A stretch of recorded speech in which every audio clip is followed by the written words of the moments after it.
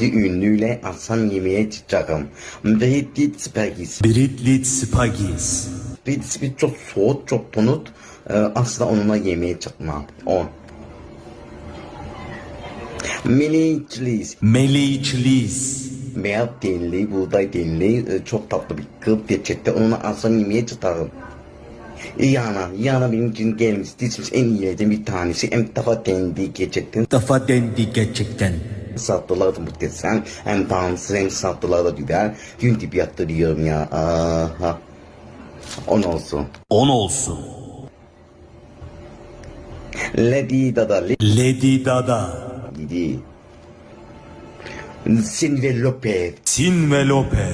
On olsun. Taylor Swift. Taylo Sweetie. 7 olsun. Satira işte bu kafa.